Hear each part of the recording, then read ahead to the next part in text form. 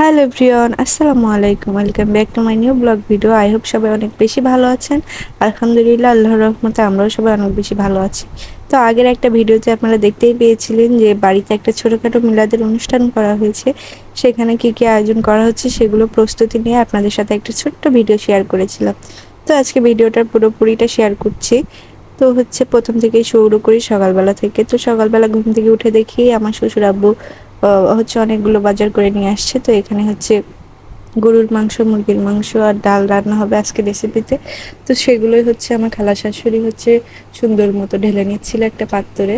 এখানে কিন্তু প্রায় 8 কিলোর মতো গরুর মাংস ছিল, আর এখানে কিন্তু গরুর 1 কেজি চর্বিও ছিল। এই চর্বিটা দিয়েই কিন্তু ডাল রান্না করা হবে। আর যেহেতু একটা মিলাদের অনুষ্ঠান, সেহেতু কিন্তু আমরা খুব বেশি এই করি না, বাসায় আয়োজন করেছিলাম অল্প একটু, আর মসজিদে কিন্তু মিলাদটা দিয়ে দিয়েছিলাম। তো সবাই অনেক বেশি দোয়া করবেন, যার জন্য মিলাদের অনুষ্ঠানটা করা হয়েছে সেই জন্য জান্নাতবাসী হয় আল্লাহর কাছে। সবাই অনেক বেশি বেশি দোয়া করবেন। তো এখানে সবগুলো মশলা কেটে নিচ্ছিল আমার খালা শাশুড়ি। আমার শাশুড়ি মায়ের বোনেরা কিন্তু অনেক ভালো। তারা কিন্তু সবাই এসে আমার শাশুড়ি মাকে অনেক বেশি হেল্প করে কাজে। তো এই জিনিসটা আমারও অনেক বেশি ভালো লাগে। আমার বোনেরাও অনেক বেশি ভালো, আমাকে অনেক বেশি ভালোবাসে। তো বোন থাকলে কিন্তু এই একটা সুবিধা, আল্লাহ সবাইকে বোন দান করুক। তো যাই হোক, এখানে আমাদের বাবুর্চি আসেনি, সেজন্য আমাদের বাসার সবাই মিলে কিন্তু রান্না চাপিয়ে দিয়েছে। এখানে আমার শ্বশুর আব্বু গরুর মাংস চাপিয়ে দিয়েছে। আমার শ্বশুর আব্বু কিন্তু অনেক বেশি ভালো রাঁধুনি ছিল আগে, এখন হয়তো রান্না করে না, এই জন্য রান্নার হাতটা একটু হয়ে গেছে, বাট সে অনেক বেশি ভালো রান্না করতে পারতো। তো যাই হোক, এখানে তিনি গরুর মাংসটা চাপিয়ে দিয়েছেন বাসায় আমাদের যে অংশটা ফাঁকা ছিল সেই অংশটাতে। তো এখানে কিন্তু আমার শ্বশুর আব্বুর সাথে আমার মামা শ্বশুর, তারপর যে খালু শ্বশুর, সবাই মিলে হেল্প করছিল।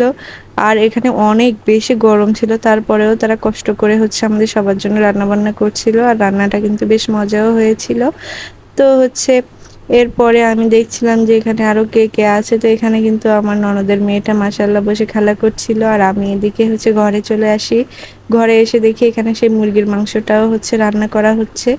তো মুরগির মাংসটা কিন্তু কিছু আমার মামা শ্বশুর খায় না একজন, তো তার জন্য রান্না করা হয়েছিল, আর আমরাও টুকটাক খেয়েছিলাম। আর এই তো আমার শ্বশুর আব্বু কিন্তু আমার প্লেটে এক গাদা ভাত আর মাংস দিয়ে দিচ্ছে অনেকগুলা, বলছে এগুলো সব খেয়ে নিতে। আর এই তো এক গামলা ডালও দিয়ে দিয়েছিল, বলছিল যে সব খাবে তুমি। তো আমি বলছিলাম যে ঠিক আছে। তো এতটা কি খাওয়া যায়?